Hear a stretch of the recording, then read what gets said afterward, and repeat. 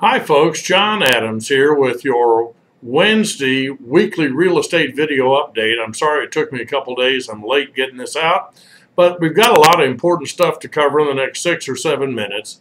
And I want you to, if you have time, pay attention. Because if you're in the real estate business or own real estate or have an interest in real estate, then this is information you need to know. Several things I want to discuss with you real quick. The story of the week is low interest rates. Holy mackerel, this is absolutely exciting when we can see interest rates in the low fours. I heard somebody talking about 3.97% 30-year fixed. I think it took a point to buy that down, but this is simply remarkable. I remember in 1978, Margie and I bought our first house. We assumed an 8% mortgage, and I thought I was getting, I think it was 7 7/8. I thought I was getting a fabulous deal. I got in the real estate business and interest rates skyrocketed. I was selling houses with negative amortization mortgages back in the 16 and 17% range. We called them fixed rate negative am mortgages. And the payments on the mortgage didn't even cover the interest for the first 5 years. I think the payments, I believe they escalated for years 1 through 5, and then it paid off in years 6 through 30, which was sort of a crazy gimmick. But, you know, at that time, homes were going up 25% a year in value. So maybe it was okay. Now, just because interest rates are low doesn't mean it's easy to qualify. We are seeing more and more home lenders reject good applications, and I don't understand why. I guess they've thrown the baby out with the bathwater. You've just about got to have bulletproof credit to get anything more than an 80% loan right now. So I just bring that to your attention. If you, on your home loan, here's my advice.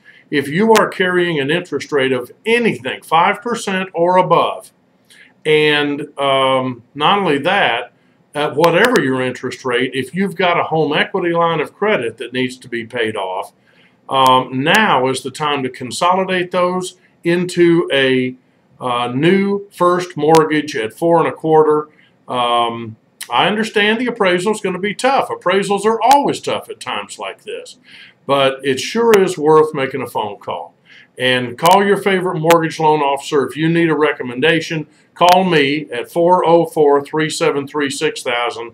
I'll be happy to recommend somebody that'll do a great job for you. Okay?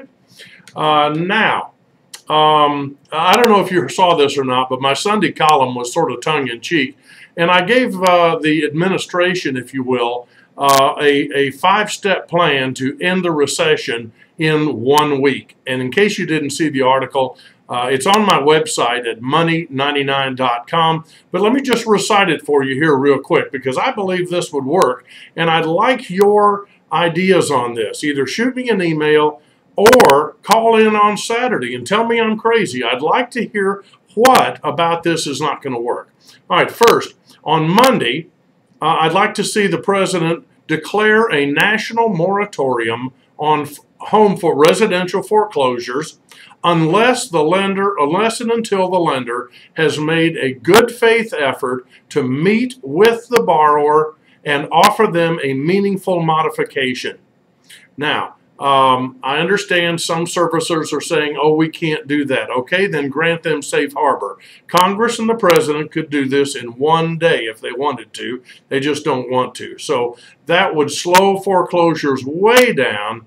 And right now, lenders are pulling the trigger fast. That's number one. That's Monday, moratorium on foreclosures. Number 2, repeal the due on sale clause. Somebody said, oh, you can't do that. That's a contract between the lender and the borrower. The heck it is. The due on sale clause was put into effect through the Garn-St. Germain Act in the Federal Depository Institutions Act of 1982. That's federal legislation, and we can repeal it. And then let the states decide. I got news. Georgia would throw out the due on sale clause in about 2 seconds, right after California and 48 other states. So repeal the due on sale clause. What that would do is it'll allow about 1 million people who want to sell their houses but can't to sell to people who can't qualify but can afford to make the payments. And right now, no lender is allowing assumptions, even if the person's credit qualifies. Isn't that a better solution than going to foreclosure? I think it is. That was on Tuesday. On Wednesday, I want to amend the tax code, maybe just for a year or two, to incentivize, that's a word, incentivize real estate, or encourage, if you will, real estate investors. All right, here's the deal. If an investor will buy an REO directly from a bank and then rehab it up to a certain standard, it would have to be inspected by somebody. It would have to meet all the codes. It would have to be, lead safe practices, the whole 9 yards. But if they would do that and then within 1 year sell it to an owner occupant, okay, then any profits they made would be totally tax-free. Now they'd have to do it within 12 months, so there's going to be a motivation to get done, and there's a real motivation to sell that property to an owner-occupant. So all of a sudden, you'd have one tremendous competition for these REO properties. It would stabilize home prices. It would make the neighborhoods better to have these owner-occupants in them instead of all these empty houses, and it would be a win-win-win situation. That's what I would do on Wednesday. On Thursday, if I were the president, I would get together with Nancy Pelosi and Harry Reid, who I hope neither of them is in office after November.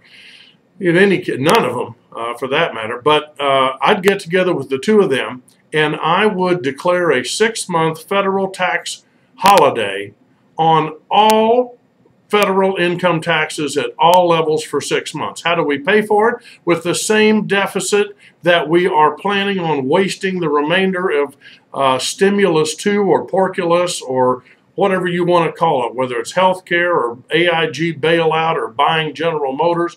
Use that money to pay for 6 months of the government's operation and let you and me keep what we make for 6 months. Now, those are the 4 things: Monday, Tuesday, Wednesday, Thursday.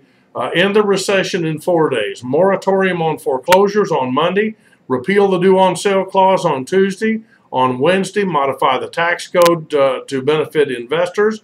On Thursday, declare a 6-month federal tax holiday. And on Friday, all he'd have to do is step back and watch this economy take off, because we would have, I believe, the fastest recovery we've seen in the history of the United States. This economy would be the envy of the world. I'd like to know what you think. Call me Saturday at noon on the John Adams Radio Show. Real quick, just a couple more minutes. Lead-based paint, the issues are heating up right now. I now have verified reports of a series.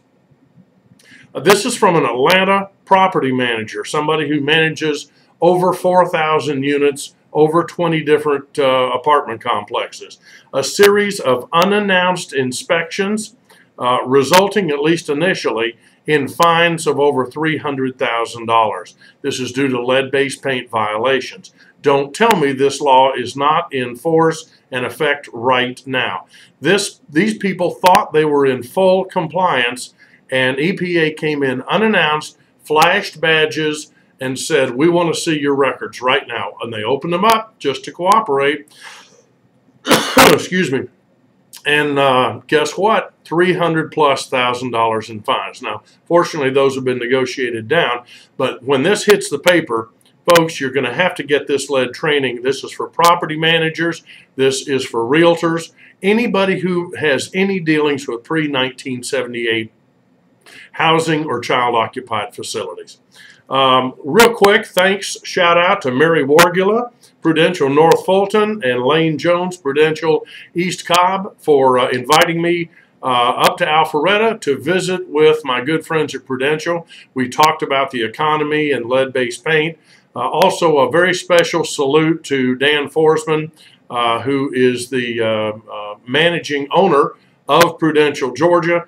I really appreciated his stopping by and endorsing what I had to say about lead-based paint, because it is an important issue and Prudential's taking it seriously. Hey, if you have an office that you'd like me to stop by, I'll try to work it in my schedule. Let me know. And in addition to that, I want you to join me this week on the John Adams Radio Show, Saturday at noon on 920 WGKA. Please go to my lead-based paint website at renovate99.com. I'll see you on the radio.